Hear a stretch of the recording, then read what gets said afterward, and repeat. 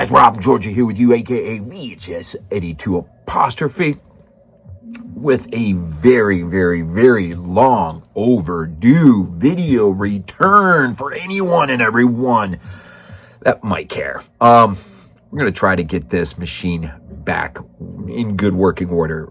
It may take a little bit, but we may try. Don't even ask me why I stopped where I stopped. I felt like 500 videos at the moment. I did a lot. I was tired. A lot of things going on. Blah, blah, blah, blah, blah. So there you go. But I've been feeling a real itch of late. And I thought I would go ahead and try to satisfy that and see where that may lead us. So here I am. VHS 82 apostrophe back at it once again. And we're going to approach this a little differently, I think, with how and what I do. Now, I do want to get back to the X-Files and the Walking Dead. I really don't want to leave those where they are unfinished, not completed. But in transferring things over to my new phone, somehow, some way, I lost my intros to those two. So my brother-in-law is trying to help me recover those. He helped me with those, and so I'm hoping they're still in his hard drive and he can send them to me and I can blah blah blah. You get it. But anyways, with that being said, a lot of water under the bridge since the last time I posted a video, and I'm not sure, it probably was a Walking Dead or an X-Files episode. But I'm not going to spend, a zillion minutes here. What I want to do more than anything is revisit Blue Underground. My collection has grown. I think I'm up to number 25 Blue Underground titles in my DVD collection. That is a little bit of a hobby of mine, and really trying to push that forward. And I'll get into that. But some things have happened aside from Christmas and the latest in winter storms for the great state of Georgia, which thankfully we have been not hit near as hard as other places like the Carolinas of late, or recent, actually. But anyways, one of the things is me and James went to go see 28 years later, The Bone Temple, compliments of Nia DaCosta, who was known for the Candyman remake. Like, my humble opinion, I thought she hit it out of the freaking park. That follow-up to 28 years later was, I don't know if I have words for it, but the Iron Maiden sequence that lies within, if you hadn't seen it yet, and if you have seen it, you know what I'm talking about. I thought that's got to be the best use of an Iron Maiden song. It says Dario Argento's Phenomena. Flash of the Blade, I believe it was. But Ralph Fiennes and Jack O'Connell, man, is Jimmy Crystal. Those two, man, I mean, hit it. I freaking loved every moment both of those held time on screen. Fortunate enough to see it on the Extreme Atmosphere, compliments of NCG Cinemas. So it wasn't IMAX, but it was, next best thing with Extreme Atmosphere. And that was so worth it. That movie, I didn't write a lot, but I will say this, man. 4K, a must. Now, I'm not one who just buys 4Ks. I'm very intent with purpose in terms of what I get on 4K. In fact, I got a brand new addition into my 4K collection, which I may show in the beginning of this is going to be a two-part. Since I got 25 titles, I don't want to eat up a lot of time, making like an hour and a half, 2-hour video or something like that. So I think I'm just going to cut it in half. But I did want to just talk about a few things real quick as a lead in. The 28 years later, man, The Bone Temple and the ending. It's so easy to botch a lot of this junk. And I thought DaCosta really, really I did a wonderful job. So that's one of 3 movies that I really have my heart set on. Evil Dead Burn, of course, I think at the end of July comes. Looking forward to that. And, of course, Godzilla Minus Zero, I think in November, is it? And, yes, The Odyssey is there, too, in the midst of all that. So a few films to make sure I definitely do my best to go out of my way. Also, Iron Lung. I've heard a lot of good things about that one, and that's presently out there. And if I can get out there and see it, I really want to. My son, Sam, saw it. and really liked it. I saw Jeremy John's review of it, and this is about as independent goes. A singular vision, self-financed, and all I hear is really good things about it. It's not without some minor criticism along the way, but this is a movie made free of the studio system. So, yeah, I definitely want to see that. And a YouTuber, no less, has been able, as a result of the money that he has made over time, he's taken the next step in the evolution of his life, and that's pretty awesome. Megadeth, last final studio album. I was listening to it this morning. Compliments of YouTube, which is not my go-to, but until I have it on physical media.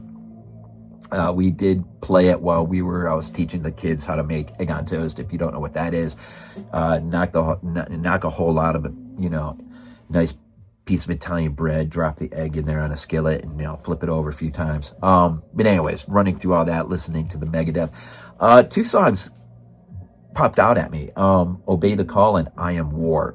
Were just two that sort of popped to me, and then of course the cover to "Ride the Lightning." I'll be honest, first time I heard part of that, as soon as Dave's vocals kicked in, I was like, yeah. But I'll tell you, listening to the whole thing this morning, I'm liking it. I'm liking it more and more. I think that's one that will really grow on me. I'm glad he did it. I'm glad they covered it. And if there's any way I can see Megadeth on this last tour, you bet I'm going to try.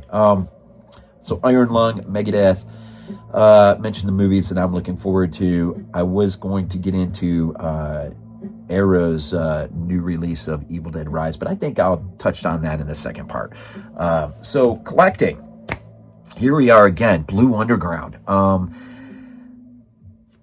Half of my collection, this is just a hobby of mine. I'm varying components, only a couple in my overall collection. I have hobbies. One of them, for some reason, is Blue Underground DVD specifically. And it's something about seeing the bindings, I guess, as they begin to add up. And I think my goal is, I'm at 25 now, I think my goal is to at least fill one complete shelf. If I can fill a complete shelf. That's a tricky business with, gotta really pretty much go the Amazon route as far as getting the older DVDs, but they tend to range, if you catch them right and they happen to pop up, you can usually get them from anywhere from $9.99 on Amazon Prime to $14 and change, $15 and change. Obviously, there's some DVDs that are priced way out a little bit more than that, and quite a few I'm going to show you are actually those that are either you can't get anymore or they're priced out pretty high.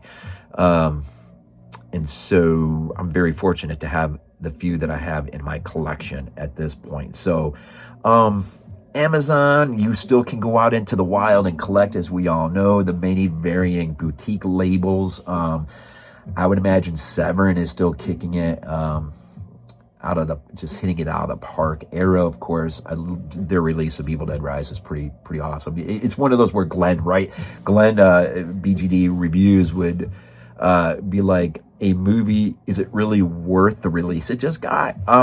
Maybe. It is a fun movie. I know it's not everyone's favorite go-to Evil Dead movie, but it has really grown on me, and there's parts of it that I really do love. Severin, of course, you always got, a few of the other regulars, whether it's Second Sight or, it's the other one, Radiance, recently added Planet of the Vampires to my collection via Radiance. There's one that's on the top. It's right there. Starts with an I. Indicator. Boom. Indicator. So, there's a few, right? There's a few that are really, really pushing. Scream Factory. It's there. It's there. I did pick up recently, finally grabbed the, actually not, is this Scream? Yeah. Wait a minute. No, I think it's Vestron release. I'm sorry. Take that back. Vestron's release of the Silent Night, Deadly Night 3, 4, 5. release, which is nice. With film commentaries by film historians and stuff. I mean, anyways, I've been kicking it, man. I've been kicking it with physical media. And even though I haven't been doing videos and all of that junk, I've been enjoying where I can. And yeah, so let's kick into this gear, right? We're already 10 minutes in, and this is why I'm making it a two-parter. And hopefully I can remember how to upload this junk. It's been a while, but I appreciate all of you who have stuck with me and stayed subscribed. I really, really, really do appreciate that. Let's jump into this thing. Blue Underground, man. Real quick, man. Blue Underground. I don't know if I really need my notes for this, but just so I don't make any easy errors. It was formed in 2002 officially by William Lustig, of course, the director of Maniac 1980, which is featured in my collection.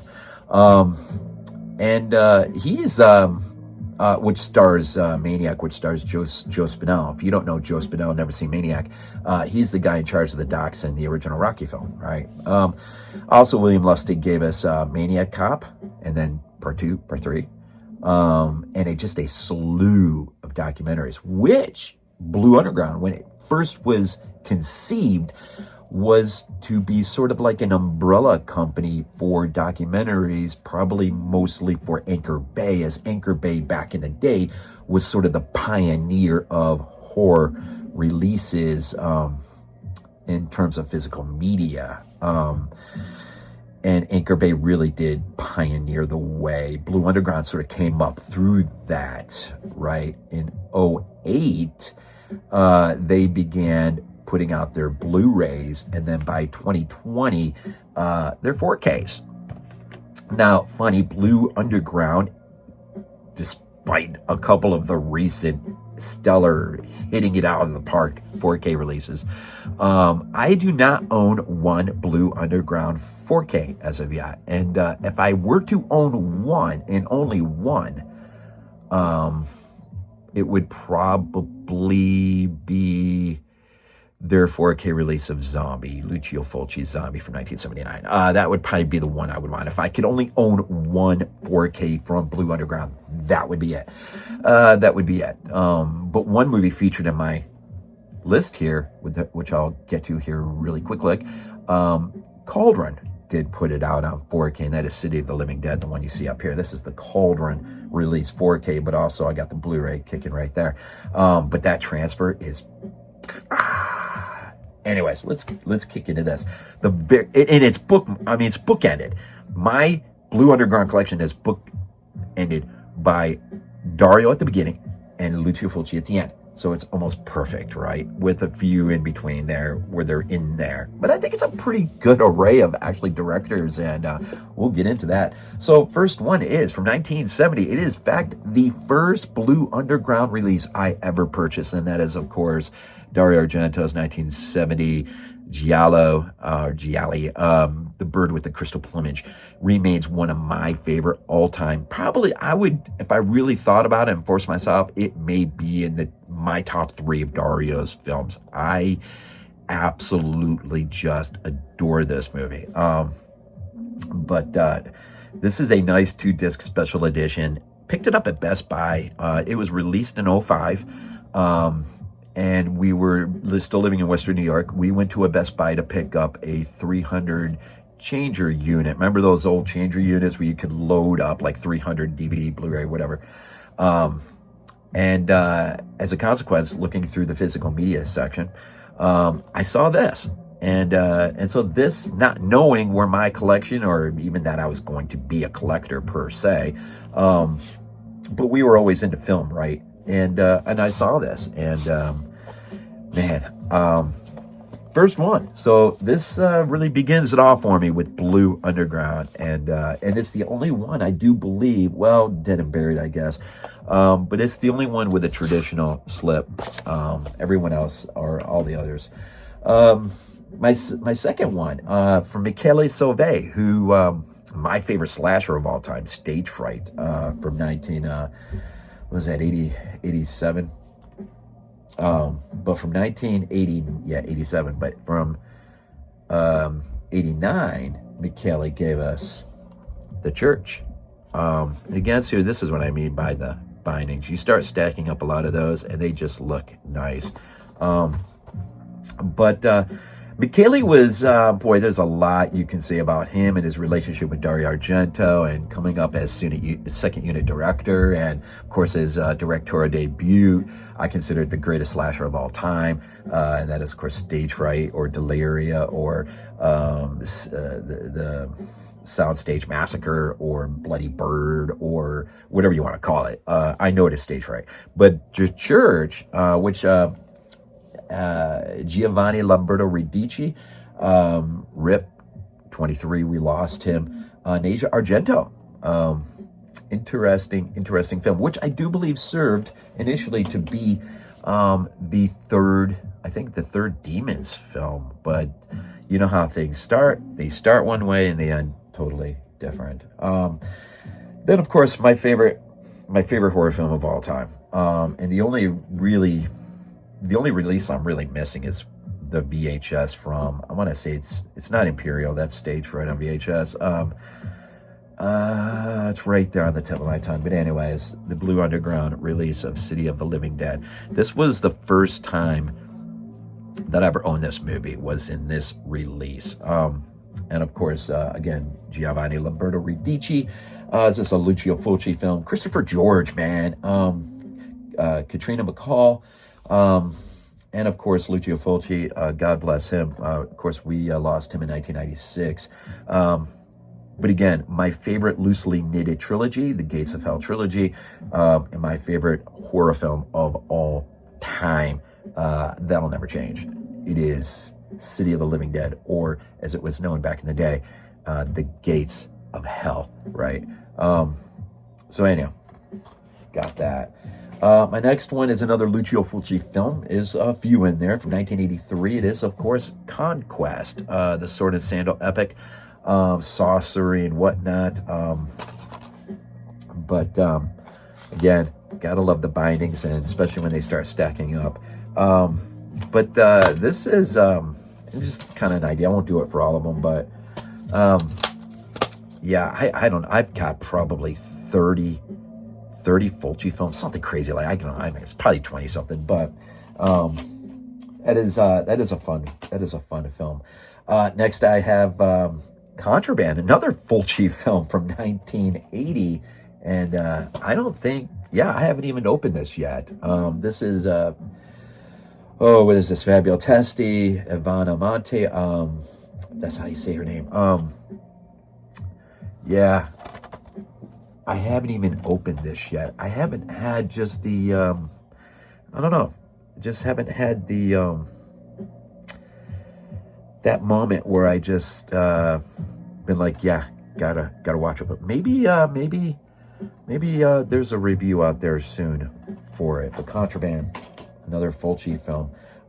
Finally, let's get away from Fulci for a minute. George A. Romero, in his 1973 classic, The Crazies, as Blue Underground, released it. And again, I'm pretty sure this was my first copy of The Crazies, since I think I got the Arrow edition, which is a pretty nice edition. But I've been to Evans City, been to the cemetery where he filmed Night of the Living Dead, 68 was that.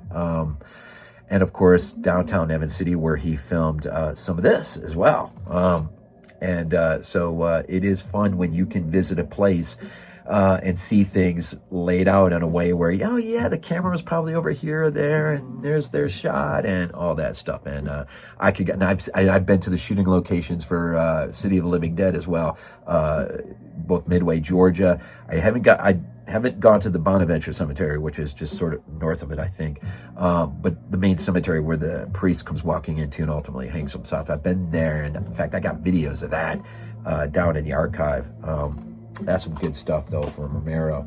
The other one, this is the only unique sort of hard box slip, or whatever you want to call it, but from 1981, The Dead and Buried. And it's kind of nice, but it's sort of a unique release where I'm pretty sure this thing opens up into And this one I got out in the wild, actually, at a pretty fair price. I don't know. Sometimes I leave the stickers. I didn't this one. Probably CD Warehouse. And, they always have the stuff left in. And they, most of the stuff you buy in there, even though it's used, is mint. But this was Gary Sherman, James Ferrantino, Melody Anderson, also in The Crazies, both Lane Carroll and Will McMillan, should have mentioned that, two standouts in that film. But Dead and Buried from Sherman, 81. Another Fulci. I'm not a fan, am I? For of the Apocalypse. This was 1975.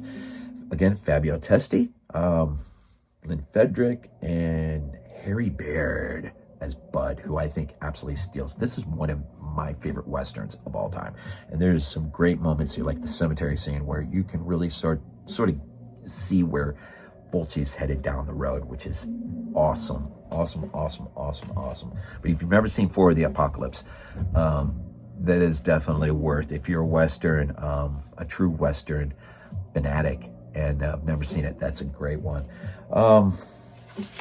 Flip my page now. We're moving pretty long. This is actually too bad. 21 minutes. I could slow down a little bit and talk more, maybe. Yeah, from 1976, Larry Cohen, released by Blue Underground. This is a newer addition to my collection. I can't remember if it was in the initial video that I did way back, whatever. But I know him mostly from It's Alive. I was born in 70, right? So a lot of trips to the drive-in theater. And I remember one time, once the horror movies, the scary, whatever, the adult movies, whatever, come on, the kid, we're all supposed to rack out, in the back of the van. Peering over the seat, trying to get a glimpse, because I could hear screams and everything else.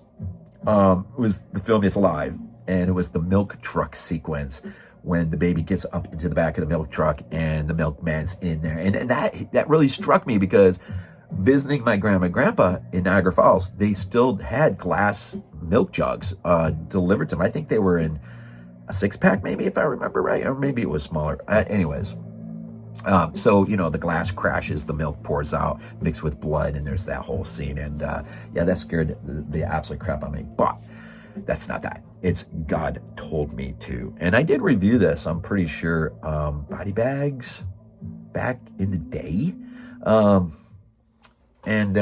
This is Tony LoBianco. Richard Lynch is in this bad boy. And of course, this is standard Blue Underground, man. Standard Blue Underground. But really paved the way for not just documentaries, but under Lustig's direction, but kind of picked up the mantle from Anchor Bay and carried it forward.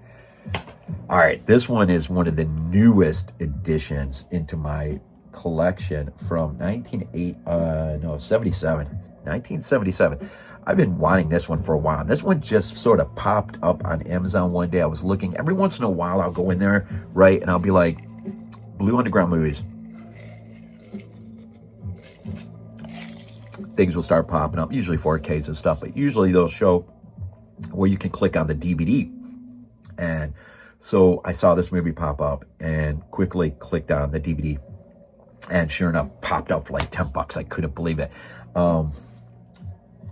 Franco Nero and David Hess together. This is bonkers, man. But Hitchhike from 77. I'm going to butcher his name, but Pascal Festa Campanelli, I think. Corn Clary, is it? But Franco Nero, David Hess, and Corn, the girl there, absolutely bonkers. It's a little rough in parts, so this isn't one of those that I would just automatically just say, hey, to anyone and everyone, just run out and watch. For me in particular, it was the third film of David Hess's sort of stereotyped arc of being like a monster villain. You think of Last House on the Left, and of course, House at the Edge of the Park. And the one thing I'm missing from him is his one and only directorial debut film, and that is, of course, now I'm going to forget it. The Christmas horror film. Why am I forgetting this now? Lord. To All a Good Night. To All a Good Night. Found a great German release of it, but unfortunately a third party was selling, and so it was just way too much money for me to make that purchase. But that is a film that I so desperately at some point want. I want that sort of polished off of David Hess. And if you didn't know anything about David Hess, if you've ever seen Last House on the Left, the man wrote music for Elvis. I mean, he's got a much broader range of talent going on there. And unfortunately, I'm pretty sure he left us earlier, not that long ago. I should have looked it up. But anyways, him and Franco Nero did not disappoint, I'll have to say in that movie. At all, period. Next one, only two left. From 1980, Bruno Mattei. Of course, I'm a huge Italian fan. I love Italian cinema. And this is a movie I so love. This particular artwork. Again, the binding. And this is a film. And again, pretty standard. Most of them are pretty standard. But you know what? Yeah, there are better releases out there. I'm pretty sure, I could be wrong, Severin maybe released it not that long ago. But I always dug the artwork.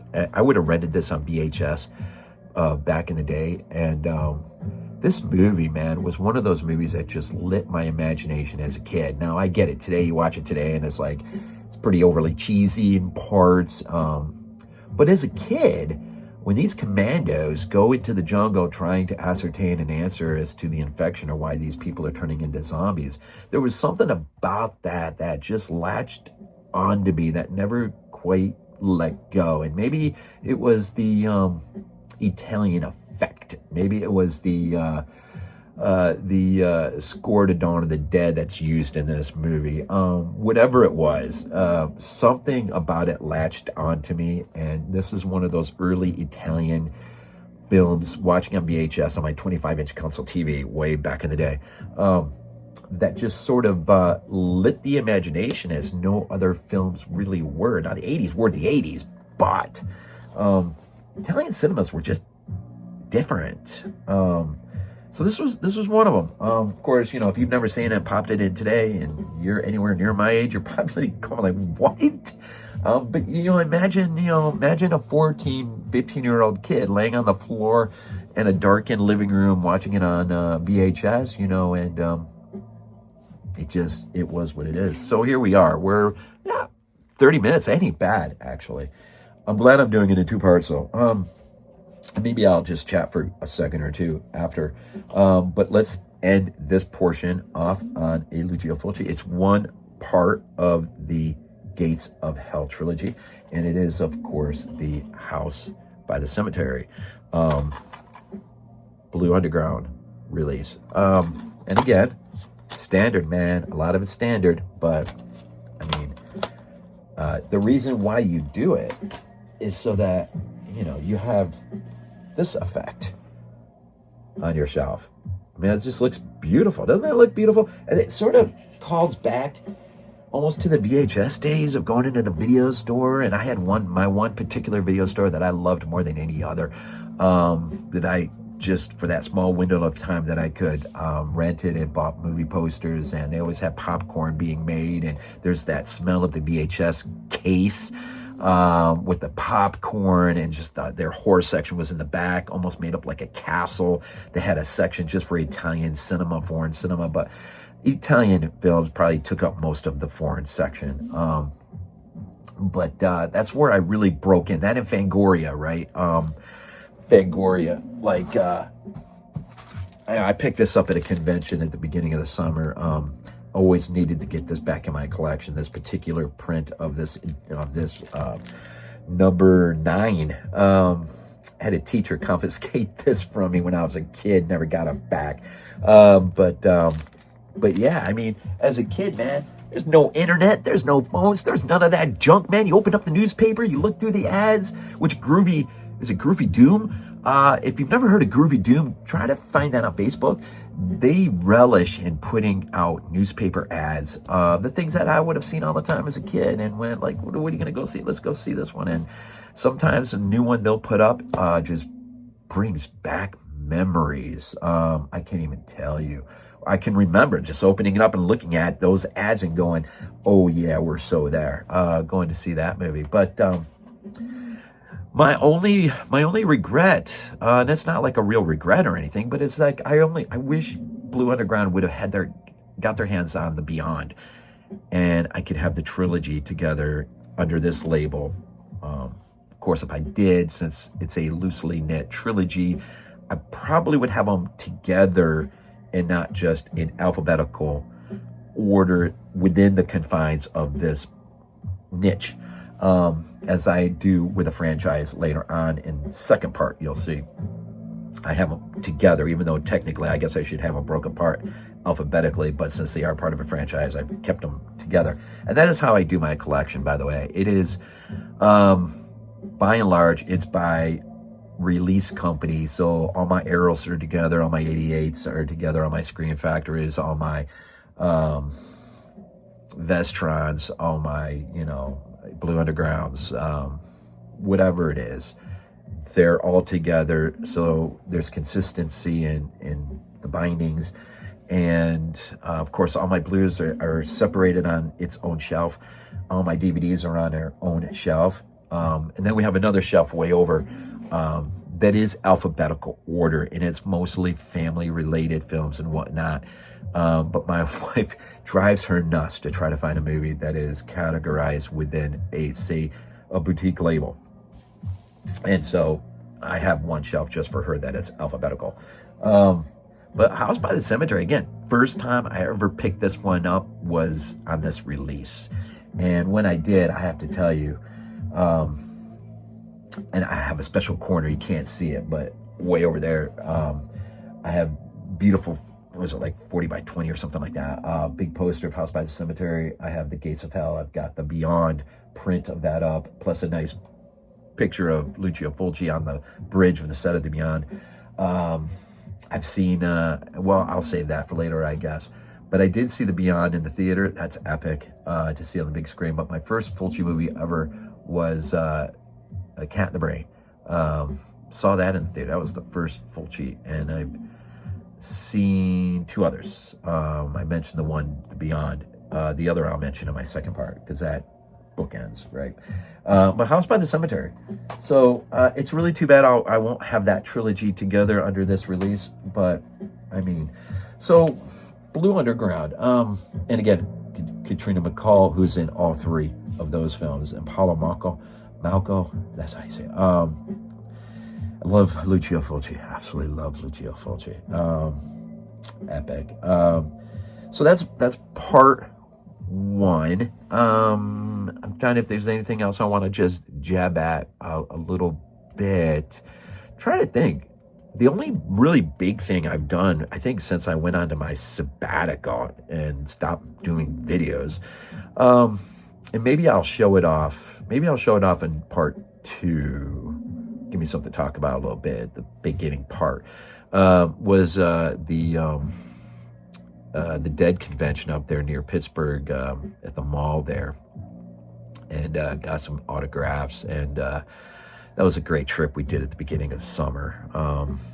Didn't do everything I wanted to. Time was a little bit limited for us, but did enjoy all the vendors. Enjoyed, got to actually ask Tom Savani, got to meet him, and got him to sign. You might be able to see it from there, but way up on the top there is my Dawn of the Dead Anchor Bay release. Got him to sign that in silver ink. Looks absolutely gorgeous. And met, what's his name? I don't know why things just escape. What's his name? Walking Dead fame in terms of special effects. K&B. K&B, come on now. One of the founding members of K&B. He's right there. But anyways, if you know this junk, you know what I'm talking about. This stuff happens. But met him and got a nice pick with him. And met the other one I'll mention in the second part. That was epic conversation, actually. So yeah, so the convention was awesome. And other than that, I'm just trying to think. Other than the Bone Temple, I mean, I know I've been at the theater at least a couple times, but I don't remember. Oh, and at the beginning of the summer, we saw Metallica at the Mercedes-Benz. And that was epic. That was really beyond epic. I don't know if I ever uploaded that to my YouTube. There's a vid that I took, part of its intro. I don't know if I ever uploaded that just because I probably figured I'd get smacked with a copyright. You know how that works. I may give it a try. I don't know, and see if I get slapped with something. But yeah, so I think this will do it for part 1, and we'll get back at it. In fact, I'll do it today and probably upload them pretty much at the same time. If I can figure out how to upload again, it's been so long. But anyways, I think I'm back. You know, I'm not going to say something completely definitive. I want to be back. I've really been feeling the itch, and I kind of want to just refine myself again. And how I approach the whole thing is going to be not the way I did before in terms of what I choose to focus I'll still have the other stuff occasionally. I'll try to feel myself out in, but I'm not sure what it looks like. Let me think about this for a second, and when I start my second part, maybe I'll dig into it a little bit more and give you an idea of what I'm probably looking at. So other than that, if you've made it all the way, this 37-minute, I'll stop here because that's my wife's favorite number. Thank you so much, and thank you for just staying subbed and holding out, man. And I like to think I'm back and for the long haul. This would be officially video 501. And I know that's small piece compared to most people out there. But for me in the life that I have and live and responsibilities, actually, it's probably a small, remarkable achievement for me. And so thank you on that. How did I used to end these things, man? Go Bills. A lot of changes coming down the pike. New coach, new DC, new OC. A lot of big things coming down for the Bills. We'll see how that goes. And go Dogs as well. As always, man, thank you. This is not a dream. Not a dream.